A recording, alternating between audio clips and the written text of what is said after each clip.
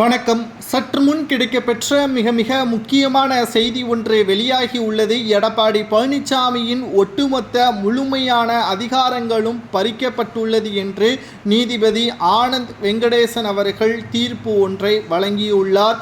தேர்தல் ஆணையம் வருகின்ற ஜனவரி 13ஆம் தேதி கொடுக்கின்ற அறிவிப்பை ஏற்றுக்கொண்டு அதற்கு ஏற்றவாறு தீர்ப்பு வழங்கப்படும். அதிமுகவின் செயற்குழு கூட்டத்தில் தன்னை தானே பொதுச்செயலாளர் என்றும் இரட்டை இலை சின்னத்தை ஓபிஎஸ்ஓ அவர்களது ஆதரவாளர்களோ பயன்படுத்த முடியாத அளவிற்கு கொள்கைகளை மாற்றி அதிமுகவிலிருந்து ஓபிஎஸ்ஐ நீக்கி எடப்பாடி போட்ட அனைத்து திட்டங்களுக்கும் மிகப்பெரிய ஒரு கேள்விக்குறியாக தேர்தல் ஆணையம் வெளியிட்டுள்ள அறிவிப்பை சுட்டிக்காட்டி நீதிபதி ஆனந்த் வெங்கடேசன் அவர்கள் தற்காலிகமாக எடப்பாடி பழனிசாமி அவர்கள் பொதுச்செயலாளர் பதவிக்குண்டான அதிகாரங்களை பயன்படுத்தக்கூடாது, பொதுச்செயலாளர் பதவியை பயன்படுத்தி எந்த ஒரு அறிவிப்பையும் வெளியிடக்கூடாது. ஓபிஎஸ் அவர்கள் அதிமுகவின் ஒருங்கிணைப்பாளர், இணை ஒருங்கிணைப்பாளராக எடப்பாடி பதவி மட்டும்தான் அதிமுகவின் உச்ச பதவி என்றும் நீதிமன்றம் தெரிவித்துள்ளது.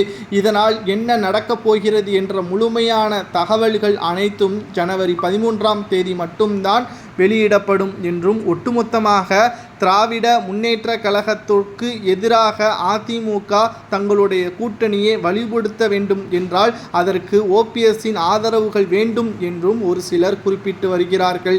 எடப்பாடி அவர்கள் ஒருபோதும் அதற்கு நான் சம்மதம் தெரிவிக்க மாட்டேன் என்று கூறியிருந்தாலும் தற்பொழுது பொதுச்செயலாளராக அவரை ஏற்றுக்கொள்ள வேண்டாம் என்றும் தேர்தல் ஆணையமும் நீதிமன்றமும் மறைமுகமாக கூறிவிட்டது. இதனால் அதிமுகவின் தற்பொழுது அவைத்தலைவர் தமிழ்மகன் உசேன் அவர்கள் கூறுவதுதான் இறுதிக்கட்டத்தை கூறக்கூடிய ஒரு முக்கியமான அறிவிப்பாக பார்க்கப்படும். அதில் அதிமுக யாருடன் கூட்டணி வைக்க வேண்டும், ஓபிஎஸ் அவர்களுக்கு என்ன பதவிகள் எல்லாம் கூடுதலாக வழங்கப்படும், அதிமுகவின் ஒருங்கிணைப்பாளர் ஓபிஎஸ் தான் என்பதையும் அவர் மீண்டும் அதிமுகவின் அலுவலகத்திற்குள் வரலாம் என்பதையும் நீதிமன்றம் தெரிவித்திருக்கிறது.